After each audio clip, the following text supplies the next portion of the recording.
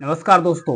INS Arighat Bharat की दूसरी nuclear submarine है जिसे भारतीय नेवी में शामिल कर लिया गया है। इसके वजन की बात किया जाए तो 60,000 क्विंटल इसका वजन है और 750 किलोमीटर रेंज की जो मिसाइल है इससे ये लैस होगी। अब भारत की जो समुद्र में है वो भी जो न्यूक्लियर पावर है वो बढ़ रहा है। भारत अब समुद्र और जमीन पर और उसके बाद एयर से तीनों जगह से परमाणु हमला किसी भी देश पर कर सकता है। तो इसलिए भारत दुनिया के 6 देशों में शुमार हो गया है जो न्यूक्लियर ट्रायड कंट्री है। तो समझेंगे आज वीडियो में कि इसके आईएनएस जो अरिघात है इसकी क्वालिटीज क्या है, उसके बाद समझेंगे जो न्यूक्लियर ट्रायड है ये होता क्या है, इसके बारे में समझते हैं। सबसे पहले समझते हैं जो आईएनएस अरिघात है। ये है आईएनएस अरिघात जो आईएनएस अरिहंत का अपग्रेडेड वर्जन है। यहाँ पर देख सकते हैं किस तरीके से इंडियन नेवी में इसे 29 तारीख को यानी आज के डेट में इसे शामिल कर लिया जाएगा। सबसे पहले बात की इसे 2017 में लॉन्च किया गया था, तब से इसकी टेस्टिंग लगातार जारी है। इसकी टेस्टिंग लगातार जारी है। अब इसे फाइनली शामिल कर लिया गया है। 750 किलोमीटर रेंज की लगभग के 15 मिसाइल से यह लैस होगी। आसानी से इसे लैस किया जा सकता है। तो कुछ क्वालिटीज के बारे में और भी समझते हैं जो आईएनएस अरिघात है। अगर इसकी चौड़ाई की बात किया जाए तो इसकी चौड़ाई है 11 मीटर से। लंबाई की बात किया जाए तो लंबाई 111.6 मीटर से। अगर गहराई डेप्थ की बात किया जाए कि कितनी गहरी है तो 9.5 मीटर इसकी गहराई है। पानी के अंदर कितनी इसकी स्पीड है 24 समुद्री मील यानी 24 समुद्री मील पानी के अंदर इसकी स्पीड है। और पानी के अगर बाहर स्पीड की बात किया जाए तो 12 से 15 समुद्री मील जो स्पीड है प्रति घंटे की रफ्तार से, यानी अगर घंटे में कन्वर्ट किया जाए तो 22 से 28 किलोमीटर प्रति घंटे की रफ्तार से समुद्र की सतह पे ये चलती है। और इससे कहीं ज्यादा जो रफ्तार है ये समुद्री मील यानी 24 समुद्री मील की रफ्तार से पानी के अंदर चलती है। यानी पानी के अंदर जो सबमरीन है अरिघात है ये इसकी बेस्ट क्वालिटीज है, मतलब कि ज्यादा तेजी से ये चल सकती है। अब इसी के साथ भारत के पास 3 न्यूक्लियर सबमरीन हो जाएंगे। पहला जो आईएनएस अरिहंत है, आईएनएस अरिहंत है। और दूसरा क्या हो गया, आईएनएस अरिघात हो गया, दूसरा अरिघात हो गया। और तीसरा यस 4 या यस 3 के नाम से डेवलप किया जाएगा। अभी इसकी टेस्टिंग हो रही है, अभी जो यस 4 है इसकी टेस्टिंग हो रही है। बाद में इसे जब टेस्टिंग कर लिया जाएगा तो 3 न्यूक्लियर सबमरीन होगा भारत के पास जो समुद्र के अंदर से छुप कर रह सकती है, किसी भी रडार के पकड़ में भी आने वाली नहीं है। आइए समझते हैं इसकी टेस्टिंग कब हुई थी और इसे लॉन्च कब किया गया था। पहली बात करते हैं आईएनएस अरिहंत की। जब आईएनएस अरिहंत है ना, इसे 2009 में लॉन्च किया गया था। किसके द्वारा लॉन्च किया गया था, डॉक्टर मनमोहन सिंह प्रधानमंत्री थे तो उनकी पत्नी के द्वारा इनको लॉन्च किया गया था। कब, सांकेतिक रूप से लॉन्च किया गया था कारगिल विजय दिवस के मौके पर आईएनएस अरिहंत को लॉन्च किया गया था। इसके बाद 2016 आते आते इस इंडियन नेवी में आईएनएस अरिहंत को, ध्यान रखिएगा अरिहंत की बात कर रहा हूं, उसे इंडियन नेवी में शामिल कर लिया गया। अरिघात की बात नहीं है, अरिघात को तो 2017 में लॉन्च किया गया था, अभी इसे इंडियन नेवी में शामिल कर लिया गया है। अभी चल क्या रहा है, 2024 चल रहा है, तो अब इसे आसानी से इसमें शामिल कर लिया गया है। और कुछ खासियत के बारे में समझ लेते हैं। आईएनएस अरिहंत है जिसे 2009 में लॉन्च किया गया, जैसा मैंने बताया। इस पर K15 की जो सबमरीन है, जो मिसाइल है, यह करीब 15 मिसाइल इसको इससे लैस होगा आईएनएस अरिहंत। और ये 700 किलोमीटर तक टारगेट हिट कर सकती है। ये जो मिसाइल है इस पर लदी है 700 किलोमीटर तक का आसानी से जो टारगेट है उसे आसानी से इसे हिट कर सकता है। फिर अगर बात किया जाए 4 मीडियम रेंज की K4 बैलिस्टिक मिसाइल इस पे लैस होगी। इनकी जो रेंज होगी लगभग 3,500 किलोमीटर होगी। 3,500 किलोमीटर की रेंज वाली भी आईएनएस अरिहंत पर बैलिस्टिक मिसाइल ला दी जा सकती है। फिर आते हैं बात आईएनएस अरिघात की करते हैं। 2017 में लॉन्च किया गया है। फिर इसके बाद K15 जो मिसाइल है, बैलिस्टिक मिसाइल है, ये 24 मिसाइलें इस पर लोड की जा सकती है।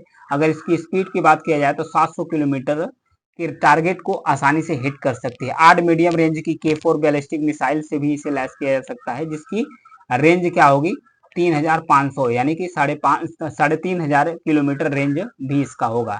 वहीं यस 4 की बात करेंगे जिसे लॉन्च किया जाना है 2021 में। 2021 में इसे लॉन्च किया जाना है। और K15 मिसाइल को, ये K15 मिसाइल या BO5 शॉर्ट रेंज की 24 मिसाइल इसमें तैनात हो सकती है।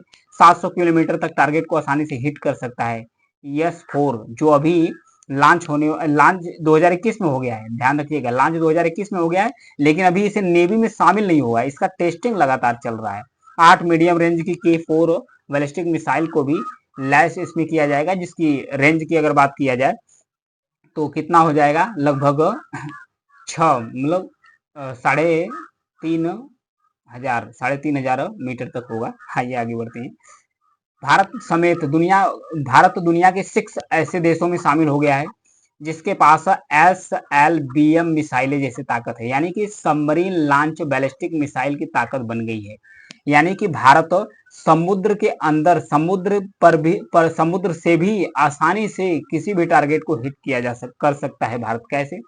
अमेरिका है पहला देश जिसके पास ट्राइडेंट D5 मिसाइल है, जिसकी रेंज की बात किया जाए तो 12,000 किलोमीटर रेंज है। वहीं फ्रांस की बात किया जाए तो M51 है, इसके 10,000 किलोमीटर तक का रेंज है, मतलब 10,000 किलोमीटर का कोई भी टारगेट वो आसानी से हिट कर सकता है। तीसरे पर आते हैं रसिया, 29R MU सिनेवा है, ये 8,300 किलोमीटर के रेंज में किसी भी टारगेट को हिट कर सकता है। भारत पर आते हैं, K15 है, K4 है। जो K15 मिसाइल है इसकी रेंज 1500 किलोमीटर है। जो K4 मिसाइल है इसकी रेंज की अगर बात किया जाए तो 3,500 किलोमीटर है। अभी इसका ट्रायल भी चल रहा है। ब्रिटेन की बात किया जाए तो ट्राइडेंट D5 है, जिसकी 12,000 किलोमीटर रेंज है। फिर वहीं चीन की बात किया जाए तो JL2 है, जिसकी 8,000 किलोमीटर रेंज है। तो भारत दुनिया के 6 किस देशों में शामिल हो गया? 6 न्यूक्लियर ट्रायड देशों में शामिल हो गया। न्यूक्लियर ट्रायड का मतलब क्या होता है? जैसे कि हो गया कि जमीन हो गया, लैंड हो गया, फिर उसके बाद हवा हो गया, वायु हो गया, फिर उसके बाद जल हो गया। तीनों जगहों से अगर कोई देश परमाणु हथियार यानी परमाणु मिसाइल किसी भी देश पर तीनों जगहों से अटैक कर सकता है तो उसे बोला जाता है कि न्यूक्लियर ट्रायड देश हो गया, न्यूक्लियर ट्रायड देश हो गया। तो आइए समझते हैं कि किस तरीके से आसान भाषा में न्यूक्लियर ट्रायड है, तो इससे फायदा क्या हो सकता है। अगर बात किया जाए यहाँ पर इंडियन मैप की, ये है इंडियन मैप। यहाँ पर अंडमान है, फिर यहाँ पर लक्षद्वीप है, यहाँ भारत के बगल में यहाँ पर पाकिस्तान का मैप है, ये है पाकिस्तान। तो इसमें होगा क्या, जैसे कि ट्रायड का मतलब है पाकिस्तान, मान लेते हैं कश्मीर इशू पर लेकर पाकिस्तान और इंडिया के बीच में हमेशा इशू रहता है। अगर पाकिस्तान मुद्दे को लेकर युद्ध हुआ दोनों देशों में, अगर सैन्य शक्ति की बात किया जाए तो इंडिया पाकिस्तान से कहीं ज्यादा बेहतर होगा, अब भारत की जीत पक्की होगी। अगर न्यूक्लियर अटैक की बात किया जाए, परमाणु अटैक की बात किया जाए, तो पाकिस्तान के पास भी परमाणु हथियार है, भारत के पास भी परमाणु हथियार है। पाकिस्तान किस तरीके से सोचेगा? पाकिस्तान सोचेगा कि मैं अगर परमाणु हथियार से अटैक कर रहा हूं तो भारत का कोई भी लैंड बचे ना, ताकि भारत फिर से रिटालिएट करे। पाकिस्तान इस तरीके से सोचेगा, तो पाकिस्तान पहली ही बार में इतना ज्यादा परमाणु हथियार भारत पर गिराएगा कि भारत का जो पूरा भूमि वाला एरिया है वो खत्म हो जाएगा।